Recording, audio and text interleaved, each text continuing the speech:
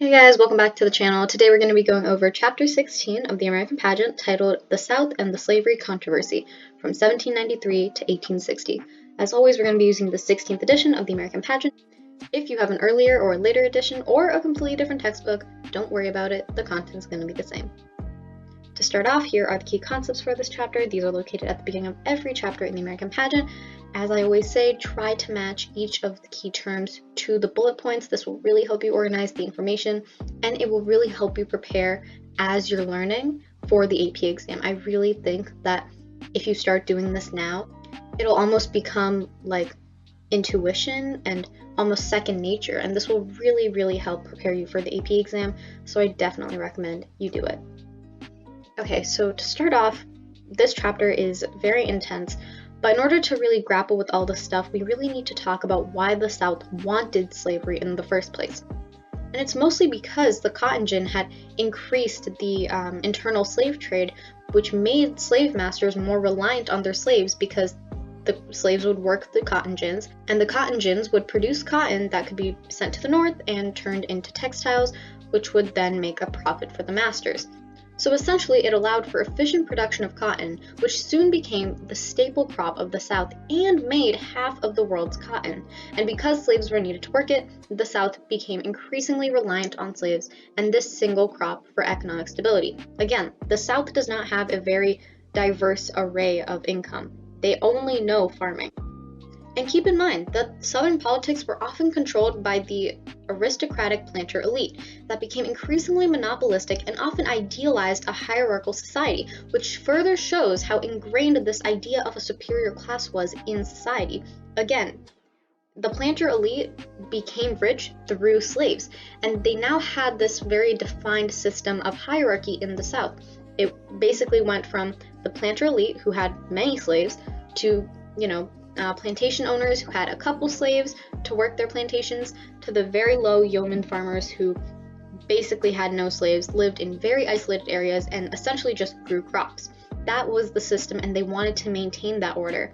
And the thought of having their slaves be free and be considered equal to them is outrageous, because it would take away from this hierarchical status that they supposedly earned. But the planter elite weren't the only ones who wanted to uphold this system of slavery. Poor Southern farmers also wanted to, even though they had no economic stake in slavery. And there were two main reasons for this. One, it gave them some sense of superiority because, they didn't really have anyone else that they were above, considering the very impoverished circumstances most poor farmers tended to live in.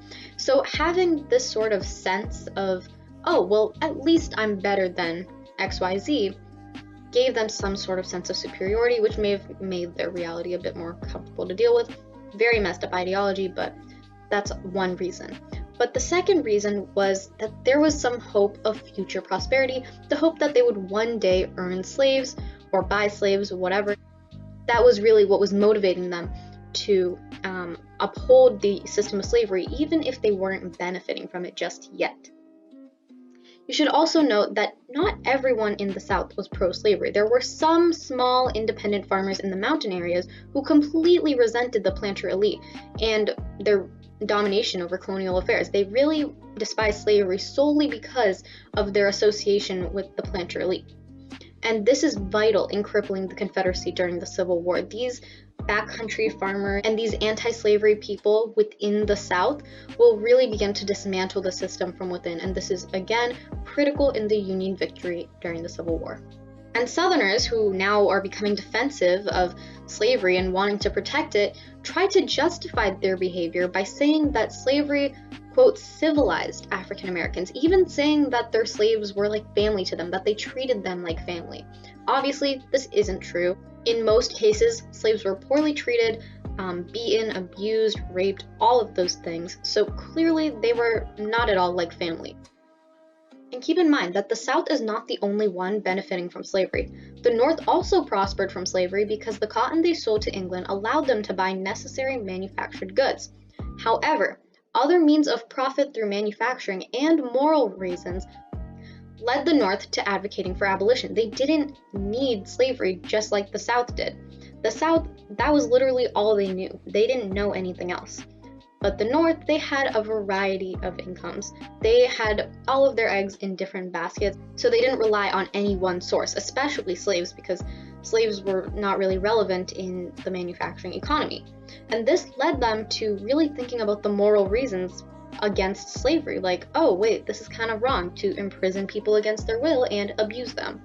And obviously there were some people in the South who did look towards the moral reasons against slavery. For example, the Grimke sisters, they advocated against slavery because it would send them to hell or something like that. They were very religious, but this was not very common in the South.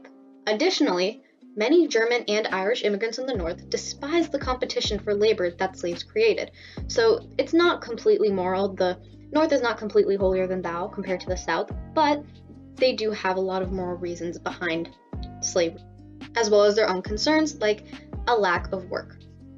But Southerners tried to silence Northern opposition with the Gag Resolution in 1836, which said anti-slavery petitions would all have to be tabled without a debate, and this was eventually overturned 8 years later by John Quincy Adams. But essentially, this is again an example of how the South is just trying to stop any discussion of slavery because they don't want to further the conflict.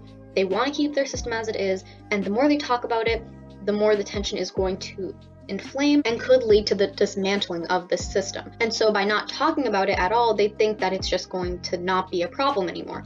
Obviously, this is far from the truth, but that's what they think.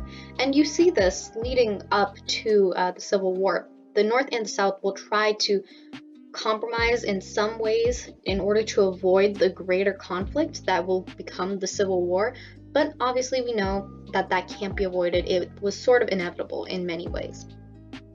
So now let's talk about what slaves endured through this horrible system. For one, they endured these people called the breakers, and essentially if slaves refused to do work or made a mistake, they were often sent to these people to be beaten and lashed until they were bloody with scars. The only reason this didn't happen more often was because slaves with too many scars lost value in auctions. So messed up. And again, remember, slaves were often raped, female slaves were often raped. White masters often had children with their slaves who became known as mulattoes or mestizos, mixed race. If you remember from Columbus, like chapter 1 really, Columbus did the same thing. White settlers or European settlers would mix with the natives and also create this new race of people. Some became free and went on to own their own property, and some even went on to own slaves.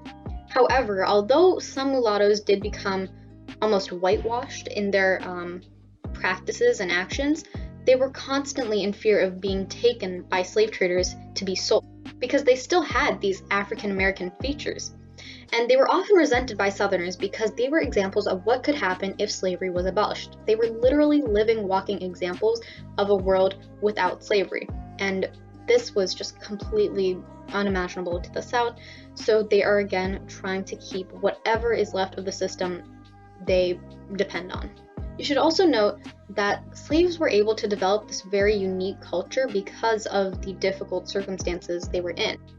And many blacks who were Christianized during the Second Great Awakening combined this religion with African elements and used it as a way of expressing their shared experiences and sorrows.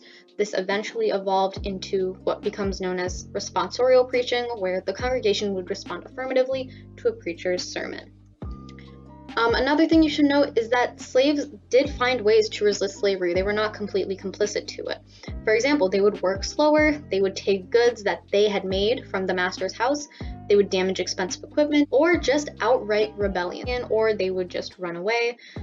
Plenty of ways of taking their revenge, which is clearly nothing compared to how, badly those slave masters treated them. And you should also note that there is really a lot of tensions inflamed following Turner's rebellion, and this is in 1831. Essentially what happens is Nat Turner, a black preacher, leads a slave revolt, which results in the deaths of 60 whites and frightens Southerners with the possibility of future uprisings.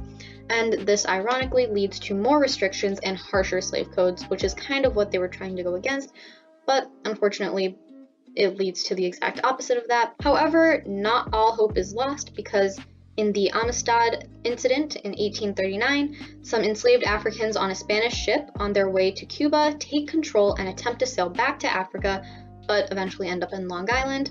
They're imprisoned, but the former president John Quincy Adams fights for their freedom and they return to Africa safely. So again, they are continuing to rebel even through these very difficult circumstances. And finally, let's talk about abolition. Abolition is finally becoming a more urgent matter, and you're really going to see this with the actions that people take, especially in the North. However, this wasn't just concentrated to the North. Again, there was some Southern resistance, I guess. For example, as democratic ideals spread, some Southern leaders like Thomas Jefferson talked about freeing their slaves. Many of them actually didn't, but they talked about it, so I guess that's something. However, abolition was not just something happening exclusively in America. It was happening all over the world. For example, in Britain with the West Africa Squadron. This was part of Britain's Royal Navy that seized hundreds of slave ships while en route and freed the would-be slaves, although some of them were eventually caught again and shipped to Latin America. And although the US had abolished the importation of slaves in 1808, it became evident that other countries were taking far more drastic steps to really get rid of slavery forever. So clearly America again has to play catch up. And one really important event that brings more awareness, especially in the North, about the cruelness of slavery is the book Uncle Tom's Cabin, which was written in 1852 by Harriet Beecher Stowe. And it essentially described how many enslaved families were horrifically separated at auctions and traded alongside cattle. And this was a very emotional book.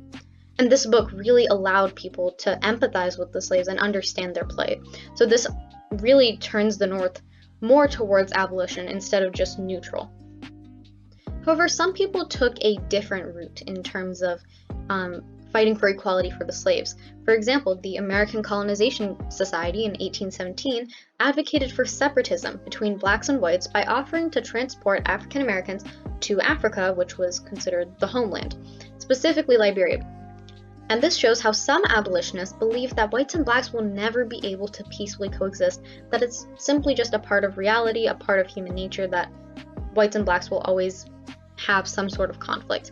And really, they only think that separating the two is the only solution. But obviously, this was not a common belief at the time, it was just a belief. Some people chose more radical routes, or, considered radical routes. Specifically, the American Anti-Slavery Society, which was founded by William Lloyd Garrison, and he advocated for the immediate abolition of slavery. Just automatically make a law and all the slaves are freed. Obviously, this is a bit of a utopian ideal. This would never actually happen because the South would 100% put up a fight, but that's what he advocated for. And Garrison also published The Liberator in 1831, which called for immediate abolition and stated bluntly and harshly how slavery was a disgrace in American society. So this again is inspiring the abolitionist movement. Even though it's a little bit more in radical terms comparatively, this is definitely inciting people to realize the horrors of slavery.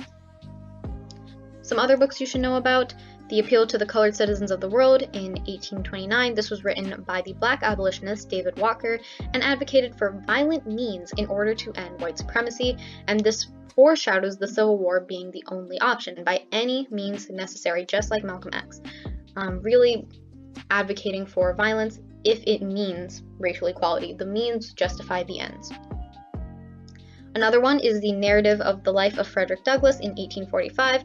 This was written by the abolitionist Frederick Douglass, and it detailed his difficult life growing up, with his mother being a black slave and his father being white, and he went on to use politics as a way to further the abolitionist cause. So yeah, that does it for this chapter. Here are the credits for how we got everything you just saw. Thank you so much for watching. Comment below if you have any questions. Please be sure to like and subscribe, all of that. And yeah, thank you so much for watching. See you in the next one.